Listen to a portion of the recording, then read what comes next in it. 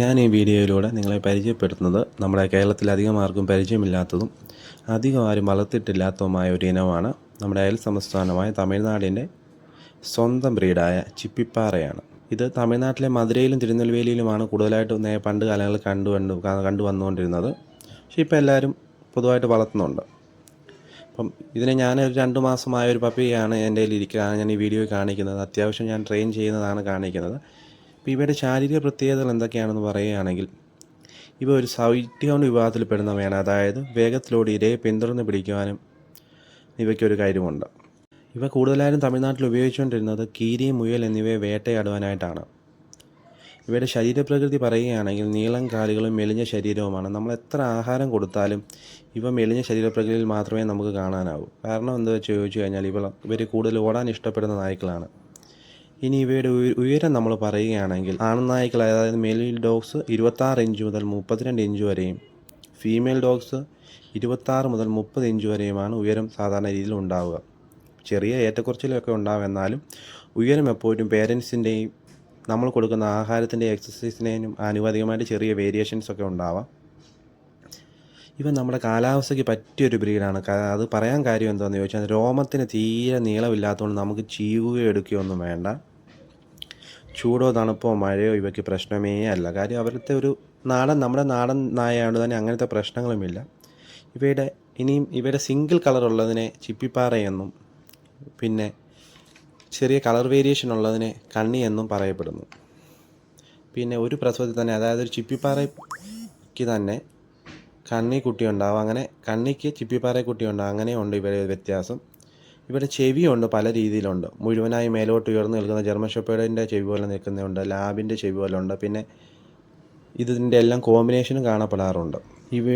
നല്ല ബുദ്ധിശക്തിയും രോഗപ്രതിരോധ ശേഷിയുമുള്ള നാടൻ നായ്ക്കളാണ് ഇവ. കേരളത്തിലെയും തമിഴ്നാട്ടിലെയും പിന്നെ ഇന്ത്യൻ ആർമിയുടെയും ഒക്കെ ഭാഗമായിട്ട് ഇവ പ്രവർത്തിക്കുന്നുണ്ട്. ഡോഗ് സ്ക്വാഡിൽ ഇപ്പോൾ ഉണ്ട്. ഇപ്പോൾ ഒരു നല്ല കാവൽ നായാണോ എന്ന് ചോദിച്ചു കഴിഞ്ഞാൽ അതിനകത്തൊരു സംശയമുണ്ട്. കാര്യം എന്താണെന്ന് ചോദിച്ചു കഴിഞ്ഞാൽ ഇവ പ്രത്യേകിച്ച് വേട്ടയ്ക്കുള്ള നായ്ക്കളാണ്.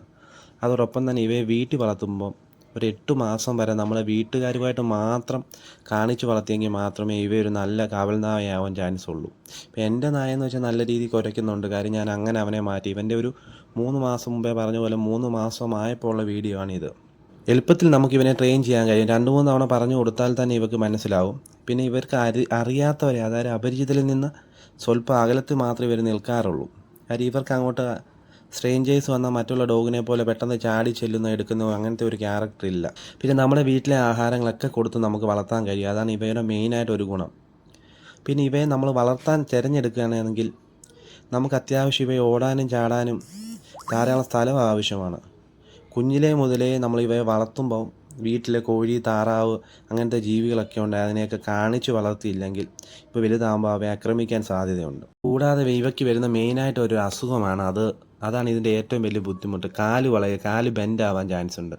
അതിന് പ്രധാന കാരണങ്ങൾ എന്തൊക്കെയാണെന്ന് ചോദിച്ചാൽ, ഒന്നാമത്തേത് കാൽസ്യത്തിൻ്റെ കുറവ്, അല്ലെങ്കിൽ ഇവ ഇടുന്ന സ്ഥലത്തിൻ്റെ പ്രത്യേകത കൊണ്ട് കാല് വളയും. അതായത് നമ്മൾ നാട്ടിലെല്ലാവരും ഒന്നുകിൽ സിമെൻറ്റോ അല്ലെങ്കിൽ ടൈലൊട്ടിച്ചതോ ആയിരിക്കും കൂടുകൾ. അപ്പോൾ അവിടെ ഇടുമ്പോൾ ഇതിന് ഗ്രിപ്പ് കിട്ടാത്തത് കൊണ്ടും അത്യാവശ്യം ഹൈറ്റ് ഉണ്ടാകുന്ന ബ്രീഡ് ആയതുകൊണ്ടും കാല് വളയാൻ ചാൻസ് ഉണ്ട്. അപ്പോൾ അതിന് നമുക്ക് ചെയ്യാവുന്നത് കാൽസ്യം സപ്ലിമെൻറ്റ് കൊടുക്കുക. രണ്ടാമതായിട്ട് നമുക്ക് ചെയ്യാവുന്ന കൂട്ടിൽ തടിയുടെ പലകൾ ഇടുക.